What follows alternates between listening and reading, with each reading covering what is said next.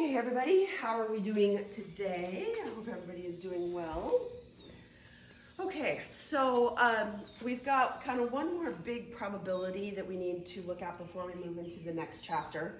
And this one is called binomial probability.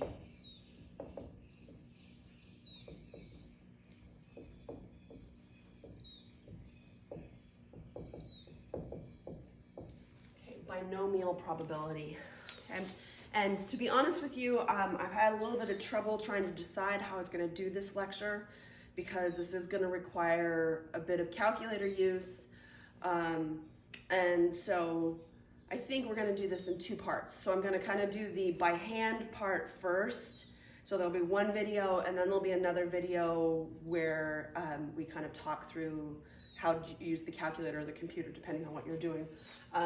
So you kind of have to kind of bear with me. This isn't going to be the most fluid lecture because I need to go back and forth from the computer to the calculator to the board. Okay, so I apologize, doing the best I can. Okay, so binomial probability.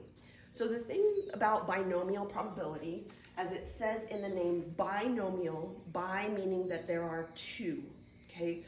And that's the idea here that there are two options. Now, we've already looked at this in a couple examples, okay? We looked at this in empirical probability, remember with the lost remote controls. We looked at this in the geometric probability with, hitchhiking. So this is not 100% new. We've looked at this, but we're going to take it more in depth. Okay, so in binomial probability,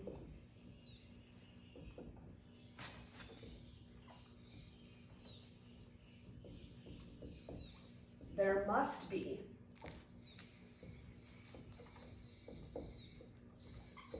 and here are some of the requirements. First off, there must be a fixed number of trials.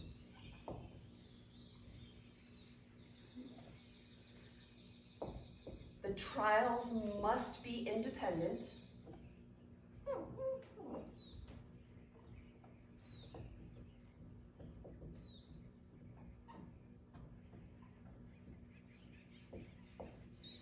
And for each trial,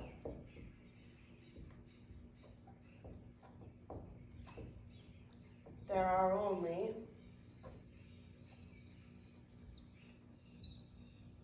two possible outcomes: success and failure.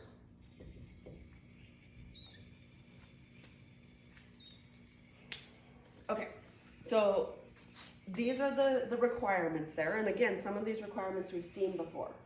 So what we're going to do is when we're looking at binomial probability, the first thing is there's got to be a fixed number of trials. And we've seen this before, where at the beginning of the problem we say, select 5 random lost remote controls, or select 5 random people. So we are putting a fixed number on that. We're only going to look at 5. Okay, we're going to start with 5 and we're not going to look at any more. Now, that differs from the geometric probability.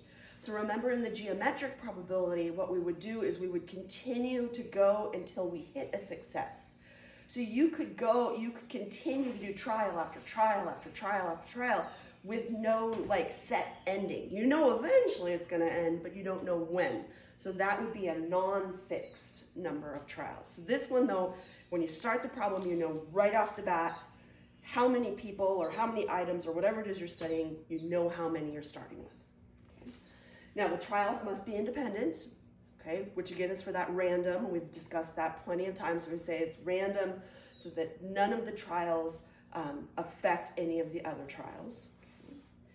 And then for each trial, there are only 2 possible outcomes. Okay, the possibilities are either success or failure. And we have definitely seen that before. We have seen success and then failure being its complement. So we have definitely done this, what we want, what we don't want. So success and failure. Now, we've seen this before as well, but I just want to put this back on here. We're going to let little p, okay, so that's a little p, not a big P. equal the probability of success, and we're going to let little q equal the probability of failure. It's the probability of success and the probability of failure. All right. Okay, so what I want to do is I want to start you off with a problem that we have seen previously, okay? And then I'm going to kind of show you how that actually kind of is bigger than what we thought.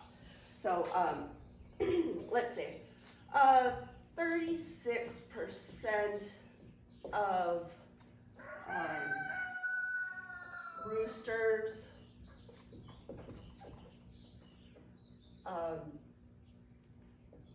crow in the middle of the night.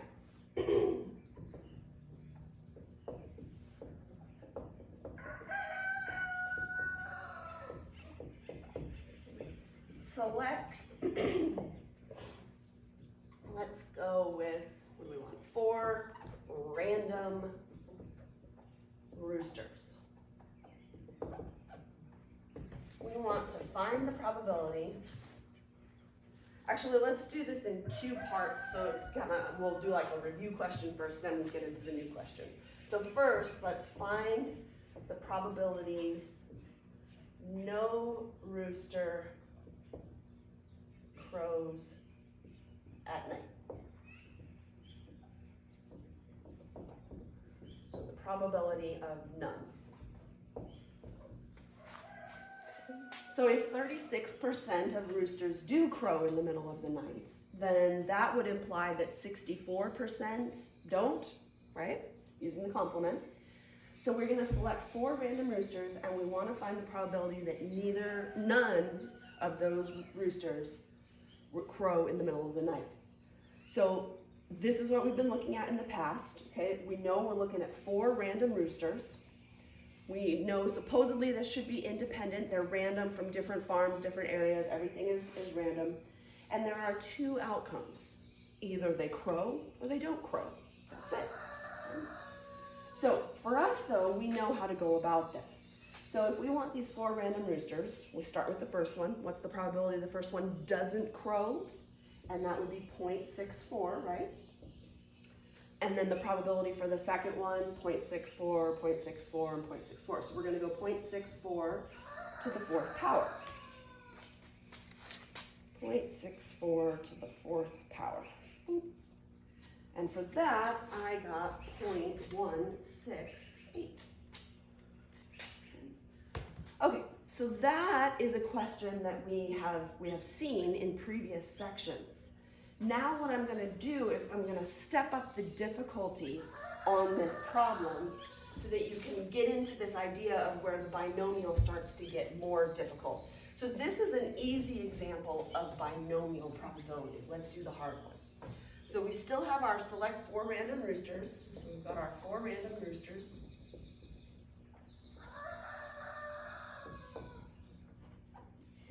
This time I want you to find the probability. That is not how you spell find. I don't know what the heck I'm spelling there. Find the probability exactly 2 of the 4 crow at night. Okay, so the probability of exactly 2 of the 4 crowing at night. Now, at first glance, you might just say, oh, well, that's going to be true crow at night and 2 don't crow at night, and you might think, oh, that's an easy problem. But what I want you to do is think back to that section that we did on the kind of different types of probabilities. And do you remember when we were like talking about a pair of dice and we made those little slots? Let's consider that here. So here are 4 roosters. Now, when it says exactly 2 of the 4 crow at night, do you know which 2 it's talking about? So could it be these 2 are the 2 that crow at night, and those 2 don't crow at night? But could it also be that it's the middle 2 that are the night crowers, and the 1st and the 4th don't? Or Could it be it's the last two that are the ones that crow at night? Or how about the first and the last?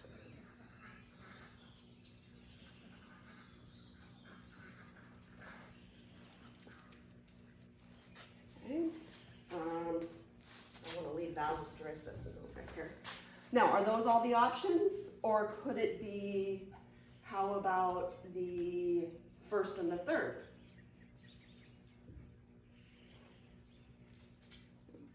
Or finally,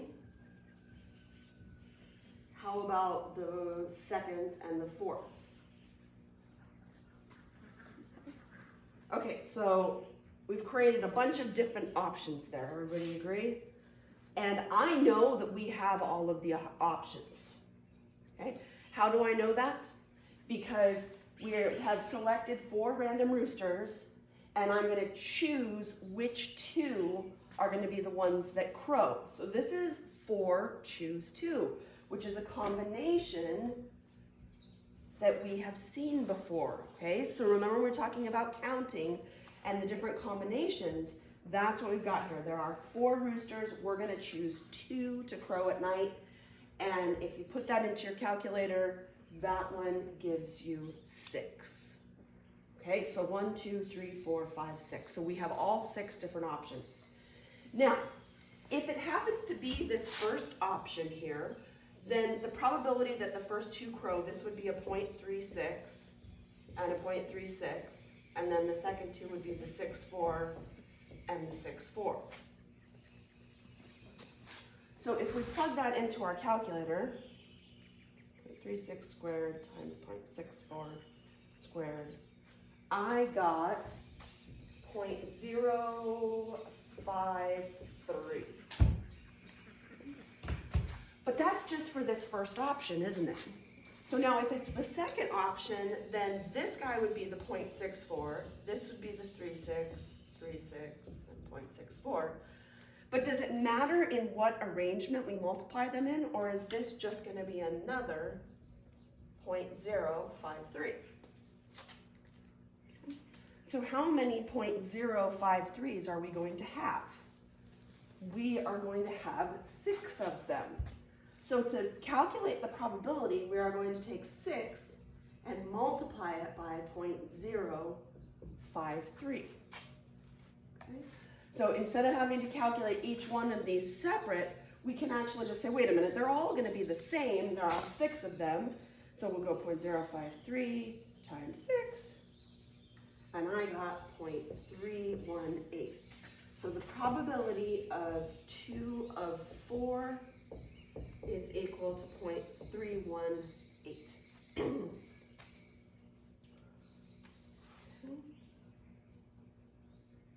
All right, we're moving along there.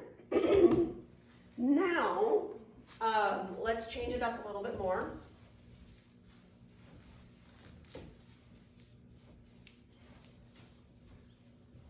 So still 4 random roosters. This time I want to find the probability more than, now let's see what we want to do.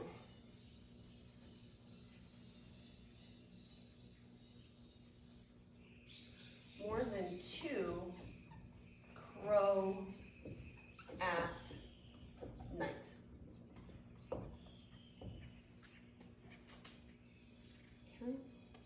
Okay, this time it doesn't say exactly, it says more than 2. So remember when we said that we see a more than or a less than? That makes this problem just even way more difficult than we first thought. And that's the same thing going on here. So more than 2 means that of 4, we're looking for either this, so this means 3 or 4, right? So could we calculate the probability that 3 crow at night or that all 4 crow at night? Can we calculate that probability? And the or means that we're going to add. So we're going to do the probability of 3 plus the probability of 4. Now, with the probability of 3, do we know which 3 are the crowers? So could we do all the different arrangements again? Okay. So we could write out all the different arrangements, or we could just say that we're starting with 4 roosters, and we need to choose 3 to crow at night. So if we go 4, choose 3, okay, so 4, and then remember math, over to PRB, down to NCR, 3, we should get 4. So there are 4 different arrangements if we were to make the different arrangements here. But all we need to know is what's the probability of this first one, and then we'll multiply it by 4. So we need 3 to crow at night, so that's 0.36, 0.36, 0.36, and then this last guy is not going to crow. Okay, so 0.36 cubed. And then remember, if you're using the fancy calculator, remember you have to use your arrow key to get out of the exponent. Okay, so 0.36 cubed, make sure you're out of the exponent before you multiply by 0.64. And here I got 0.0299. Okay? But we said that there are 4 of those, so we're going to go 4 times 0.0299.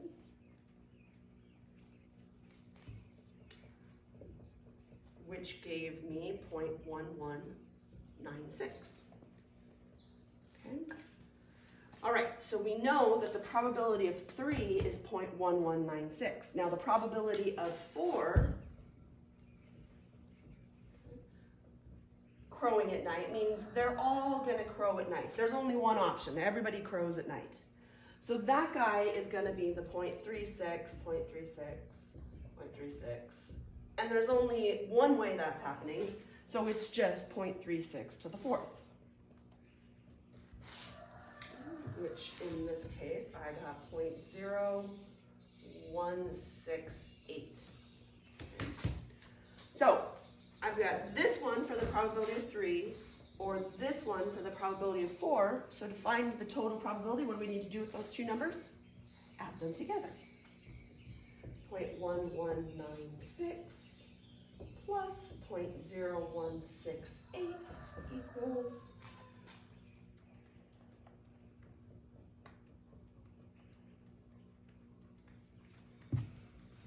0.1364. So in total, the probability of more than 2 crows crow at night, I guess that should be 2 crows, at night is 0.1364, so 13.64%. Okay, so I know it seems a little bit tedious, and it is tedious. Now let me go ahead and write the formula here so you can see what we actually did in formula form.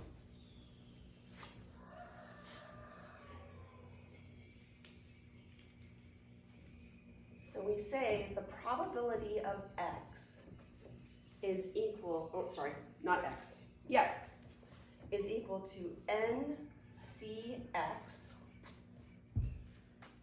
times p to the x times q to the n minus x.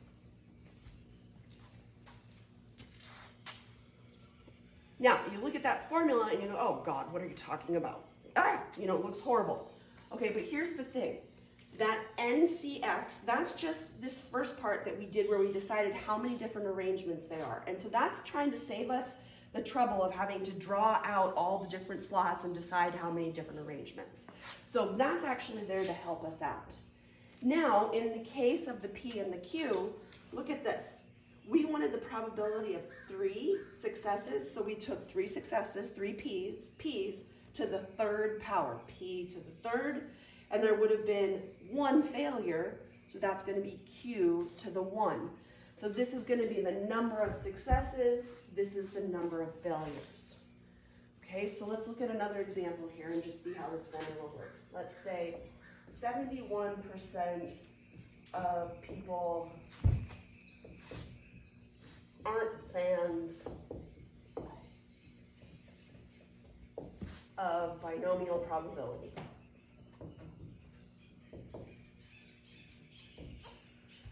select, let's go 11 random people.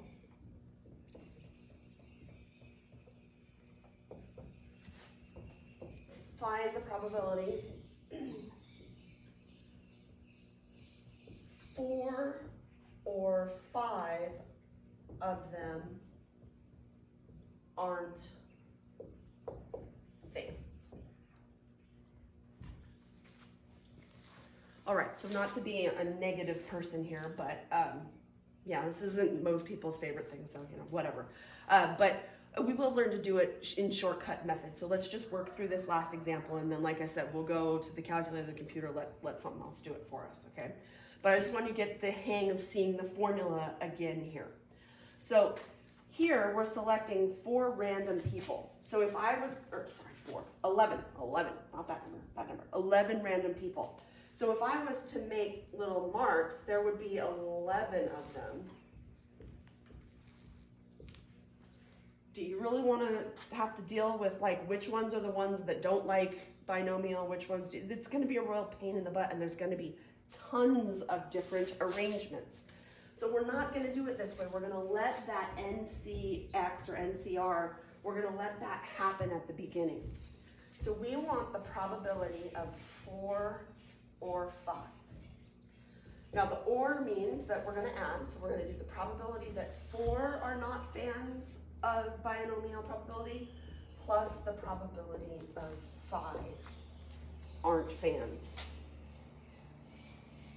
Okay. So with that being said then, let's use our little formula here. We're going to do this. So let's do the probability of 4 would say that you start with all 11 and you choose which 4 are going to be the people that aren't fans. Then there's a 0.71 chance that they're not fans, and that's going to be raised to this original exponent, or sorry, this original number. So 0.71 to the 4. Now, the complement of 0.71 or 71% is 29%, right? So that's gonna be the probability of failure, so 0.29, and if there are 4 successes and there are 11 altogether, how many failures are we gonna have? And there should be 7. So notice that these 2 numbers give us the total number. So 4 successes, so 7 failures. So if we do this in our calculator, again, like I said, it's tedious. We go 11, math, PRB, choose 4 times 0.71 to the 4th, get out of the exponent, times 0.29 to the 7th. Okay, and I look back just to make sure it's all correct. And I got 0.0145. So considering all the different arrangements that we could have there, the probability is 0.0145. Now remember, this was also the probability of 5. So we want to do this again. This time we're going to it would be like making the 11 hash marks, but choosing 5 people that don't like binomial probability. So instead of doing that, we're going to go 11 choose 5 times 0.71 to the 5th. But if there are 5 successes, then that would mean to get to 11, there would be 6 failures. Everybody agree? Okay, okay. So one more time.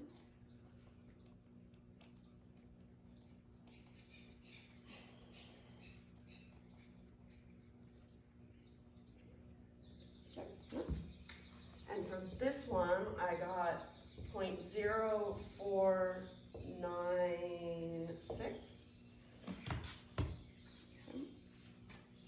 So for the probability of 4 or 5, we'll have the 0.0145 plus the 0.0496, which equals 0.0145 plus 0.0496, 0.0641. Okay. So that's the idea behind this, is that idea of how many different ways can this happen. So you do that combination at the front, which tells you how many different arrangements there are, but you never have to actually list out all the different arrangements. So just because we listed them out for the first example doesn't mean that you have to do it again, okay? I just did that so you could see how this works.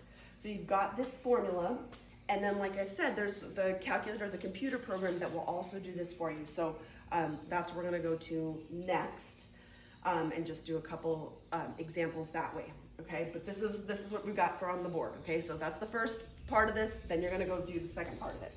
Sound good? Okay, I'll see you in a couple minutes with the second part.